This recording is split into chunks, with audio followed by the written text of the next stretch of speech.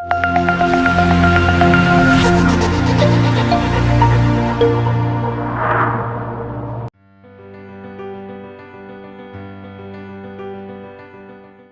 में बुखार आना एक ऐसी समस्या है जिसने कभी ना कभी हर माता पिता को परेशान जरूर किया है।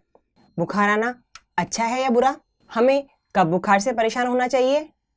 और घर में ऐसे कौन से तरीके हैं जिससे कि हम बुखार को कंट्रोल कर सकते हैं?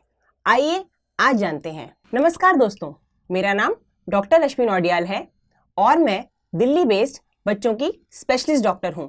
तो आइए जानते हैं कि बुखार किसे कहते हैं। सबसे पहले और ज़रूरी बात, बुखार अपने आप में एक बीमारी नहीं है, ये बीमारी का एक लक्षण है। बुखार हमें यह बताता है कि हमारा शरीर बीमारियों से लड़ने की शक्ति रखता है।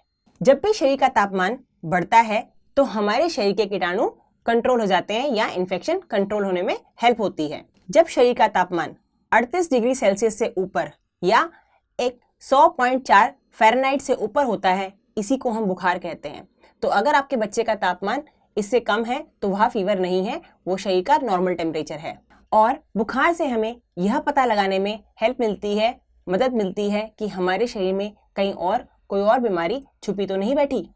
जो सबसे कॉमन क्वेश्चन मुझसे पूछा जाता है वह यह है कि डॉक्टर साहब, मेरे बच्चे का माथा हमेशा गर्म लगता है, तो क्या उसे हमेशा बुखार रहता है? मेरा जवाब होता है कि आप कभी भी बच्चे के माथे पर हाथ लगा के ये नहीं कह सकते कि बच्चे को बुखार है या नहीं। It is very unreliable. तो हमें बुखार कैसे चेक करना है? हमें एक डिजिटल थर्मामीटर का यूज़ करना चाहिए। इसके अंदर जो नंबर दिखते हैं वह हमारे शरीर का तापमान बताते हैं। डिजिटल थर्मामीटर को हम कहाँ लगाते हैं? या तो बच्चे के बगल के नीचे या बच्चे के मुंह के अंदर, जीभ के नीचे। ठीक है, तो इसमें जो टेम्परेचर आएगा वह बताएगा कि हमारे बच्चे को बुखार है या नहीं। तो आते हैं अगले सवाल पे कि मेरे बच्चे को बुखार क्यों होता है। इसका जवाब है, जैसे कि मैंने आपको पहले बताया, बुखार बीमारियों से लड़ने की शरीर की एक डिफेंस मैकेनिज्म है। मतलब कि शरीर तापमान बढ़ाकर कोशिश कर रहा है कि कीटाणु को वहीं पे खत्म कर दिया जाए। ठीक है, इसके अलावा अगर बच्चे के शरीर में पानी की कमी है, उसके अंदर भी बच्चे को फीवर हो सकता है या बुखार आ सकता है। और इसके अलावा कभी कभी देखा गया है कि बच्चे के टीकाकरण के बाद भी बच्चे को बुखार आ जाता है। तो आइए जानते हैं कि घर बैठे बैठे ऐसी सिंपल स्टेप्स कौन कौन सी हैं जिनसे कि हम बुखार को कम कर सकते हैं या कंट्रोल कर सकते हैं।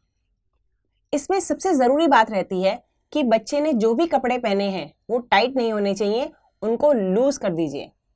और बच्चे को कोई भी कंबल या ऊपर से रजाई नहीं ढकनी है, इससे बच्चे का तापमान कम नहीं होगा, बढ़ जाएगा। Second most important point is hydration, मतलब कि बच्चे को पानी खूब पिलाएं। अगर बच्चा पानी नहीं पीना चाहता तो जूसेस भी दे सकते हैं आप बच्चे को। इसके अलावा बच्चे को नींबू पानी, शिकंजी वगैरह भी दे सकते हैं। नेक्स्ट पॉइंट इज, बच्चे को पानी की पट्टियां किस तरीके से करनी चाहिए। जो पानी हम पट्टियों के लिए यूज करते हैं वो बहुत ज़्यादा ठंडा नहीं होना चाहिए और बहुत ज़्यादा गर्म भी नहीं होना चाहिए। नॉर्मल वाटर, जिसको हम टेपिड वाटर भी कहते हैं। केवल हम रुमाल को पानी में डिप करके अगर माथे पे लगा दें तो उससे टेम्परेचर कम नहीं होगा। स्पंजिंग का मतलब होता है जैसे हम पोछा लगाते हैं उस तरीके से। कपड़े को अपने पानी में डुबाया, उसको निचोड़ा, पूरे शरीर को पोंछा।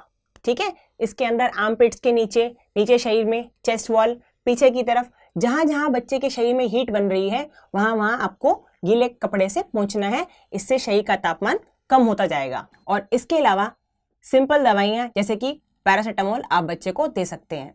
अगला क्वेश्चन होता है कि हम बच्चे को बुखार में स्कूल भेज सकते हैं कि नहीं। यह बहुत इंपॉर्टेंट क्वेश्चन है, क्या करना चाहिए, ये पेरेंट्स कई बार कंफ्यूज रहते हैं। इसके अंदर मेरा जवाब रहता है कि अगर आपको लगता है कि आपके बच्चे को ऐसा कोई इन्फेक्शन है जो कि फैल सकता है बाकी बच्चों को, आपको बच्चे को स्कूल नहीं भेजना चाहिए। या अगर आपके बच्चे के शरीर में दाने हैं, जैसे कि खसरे के दाने होते हैं या चिकन पॉक्स के रैशेस होते हैं, तो आपको बच्चे को स्कूल नहीं भेजना चाहिए, क्योंकि ये इन्फेक्शियस डिजीज होते हैं और ये बाकी बच्चों को भी फैल सकते हैं। इसके अलावा अगर आपका बच्चा बहुत ज़्यादा कमज़ोरी महसूस कर रहा है या बिल्कुल भी कुछ खाना नहीं चाहता है तो भी आप बच्चे को स्कूल मत भेजिए। सबसे कॉमन सवाल जो ओपीडी में पूछा जाता है हमसे वह होता है कि अगर मेरे बच्चे को बुखार है तो क्या मैं बच्चे को एंटीबायोटिक दूं? इसका जवाब है, मैक्सिमम फीवर्स जो होते हैं वो वायरल इलनेसेस होती हैं और वायरल इलनेसेस के अंदर एंटीबायोटिक्स का कोई काम नहीं होता है। वायरल इलनेसेस अपने आप ठीक होती हैं थोड़े टाइम के बाद, तो इसके अंदर एंटीबायोटिक का कोई रोल बिल्कुल भी नहीं है। अपने आप दवाइयाँ खरीद के बच्चे को नहीं खिलाना है। और अगर आपको लगता है कि मेरे बच्चे को बुखार के अलावा और भी कोई परेशानी हो सकती है, तो प्लीज़ अपने डॉक्टर्स को कंसल्ट करिए, और अगर उनको बैक्टीरियल इन्फेक्शन लगता है तो ही वो उसको एंटीबायोटिक देंगे। अगर एंटीबायोटिक स्टार्ट किया जाता है तो प्लीज़ आप उसका कोर्स पूरा कंप्लीट करिए। और कोर्स कंप्लीट करने का मतलब होता है जब तक डॉक्टर आपको सलाह देता है कि आपको दवाई देनी है, आपने दवाई अपने आप बंद नहीं करनी है। अगली कॉमन समस्या जो हम देखते हैं बुखार में वो यह होती है कि डॉक्टर साहब मेरे बच्चे को भूख नहीं लग रही है, वह कुछ खाना नहीं चाहता है, तो मैं क्या करूं? इसका जवाब रहता है कि ज़्यादातर बच्चे बुखार में मांसपेशियों में दर्द या कुछ परेशानी महसूस करते हैं तो बच्चे खाना नहीं चाहते हैं। बेटर है कि आप फोर्स फीडिंग नहीं करिए, बच्चे को लिक्विड डाइट या पानी वगैरह, जूसेस वगैरह ज़्यादा दीजिए। नारियल पानी भी दे सकते हैं, शिकंजी भी दे सकते हैं। इसके अलावा हल्की मील्स जैसे कि दलिया, खिचड़ी, ठीक है, या बनाना, हल्की चीज़ें जो बच्चा आराम से पचा सके वो आप बच्चे को खिलाइए। फ्रूट्स की मात्रा ज़्यादा रखिए जो कि न्यूट्रिशियस डाइट होती है। और इन सब चीज़ों के अलावा अगर बच्चा बिल्कुल भी मुंह से कुछ नहीं ले पा रहा है तो आपको फिर वेट नहीं करना है। इसका मतलब बच्चे की प्रॉब्लम बहुत ज़्यादा बढ़ रही है, आप अपने डॉक्टर के पास तुरंत बच्चे को लेके जाएं। तो आइए अब जानते हैं कि यह बुखार कब खतरनाक होता है या कब हमें बुखार से परेशान होने की ज़रूरत है। फर्स्ट इंपॉर्टेंट थिंग इज, अगर बच्चे को बुखार के साथ सांस लेने में दिक्कत हो रही है, हो सकता है बच्चे को निमोनिया हो, तो आपको बुखार से घबराने की ज़रूरत है। अगर बच्चे को सिर में दर्द है या बच्चा गर्दन में जकड़न या अकड़न बता रहा है तो भी बुखार खतरनाक हो सकता है। इसके अलावा अगर बच्चा बहुत उल्टियां कर रहा है या आपने जो कुछ भी खिलाया सब कुछ बाहर निकाल रहा है तो वह भी एक खतरनाक लक्षण हो सकता है। इसके अलावा अगर बच्चा बहुत ज़्यादा थका हुआ फील कर रहा है, बहुत ज़्यादा रो रहा है, चिड़चिड़ा है या बहुत ज़्यादा सुस्त पड़ गया है, ये सारी परेशानियां हमें बताती हैं कि बुखार खतरनाक हो सकता है। अगर बच्चे के अंदर कोई भी दौरा आपको बुखार के साथ दिखाई दे, ये भी एक परेशानी का लक्षण है। या बच्चे का टेम्परेचर 104 डिग्री फ़ारेनहाइट से ऊपर है, तो ये सारी प्रॉब्लम्स हमें बताती हैं कि बुखार के साथ आपको परेशान होने की ज़रूरत है। आप तुरंत बच्चे को हॉस्पिटल लेके जाइए और बच्चे का पूरा चेकअप करवाइए। अगला कॉमन क्वेश्चन होता है, डॉक्टर साहब क्या बुखार के साथ बच्चे को दौरा पड़ सकता है या बच्चे के दिमाग में कोई खराबी तो नहीं हो सकती? 6 महीने से लेकर 5 साल तक की उम्र तक बच्चों के अंदर फेब्राइल सीजर या बुखार के साथ दौरा होने का चांस होता है।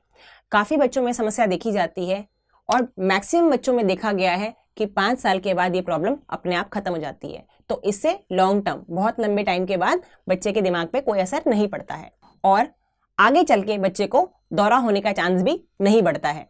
इसके अलावा एक और चीज़ ध्यान रखने वाली बात है कि अगर बच्चे को दिमागी बुखार है, उस कंडीशन में बच्चे को बुखार के साथ दौरा आ सकता है। तो ये सारी की सारी प्रॉब्लम्स घर में ठीक नहीं हो सकती हैं, आपको डॉक्टर के पास जाना पड़ेगा। मेरे पास कई बार फ़ोन आते हैं, डॉक्टर साहब मैं छोटे बच्चे को दिखा के गया था, अब बड़े बच्चे को भी बुखार आ गया है, तो क्या मैं उसकी दवाई बड़े बच्चे को दे सकता हूँ? इसका आंसर है नहीं। क्यों नहीं? क्योंकि हर बच्चे की दवाई जो हम देते हैं वो बच्चे के वजन के हिसाब से होती है। छोटे बच्चे और बड़े बच्चे का वजन अलग अलग होगा, तो सेम दवाई बड़े बच्चे को काम नहीं करेगी। सेकेंडली, हर दवाई का कॉम्पोजिशन अलग अलग होता है। किसी सिरप के अंदर 5 ml में 125 मिलीग्राम दवाई होती है, किसी सिरप के अंदर उसी 5 ml के अंदर 250 मिलीग्राम दवाई होती है। तो अगर आप 4 ml दवाई एक छोटे बच्चे को दे रहे हैं तो आप दूसरे बच्चे को अगर 4 ml देंगे और वो बच्चा बड़ा है तो वो दवाई उसको काम नहीं करेगी। और इसके अलावा हो सकता है कि छोटे बच्चे को प्रॉब्लम कुछ और थी और बड़े वाले बच्चे को कोई और दिक्कत है, तो सेम प्रॉब्लम नहीं होने की वजह से दोनों बच्चों की ट्रीटमेंट अलग अलग हो जाएगी और एक ही दवाई दोनों बच्चों में काम नहीं करेगी। तो अगर आपको आज का मेरा वीडियो पसंद आया तो इस वीडियो को लाइक कीजिए, चैनल को सब्सक्राइब कीजिए और अपने दोस्तों के साथ भी शेयर कीजिए। आपके बच्चे के स्वास्थ्य की कामना करते हुए मैं रश्मि नौडियाल अब आपसे विदा लेना चाहती हूँ। Thank you.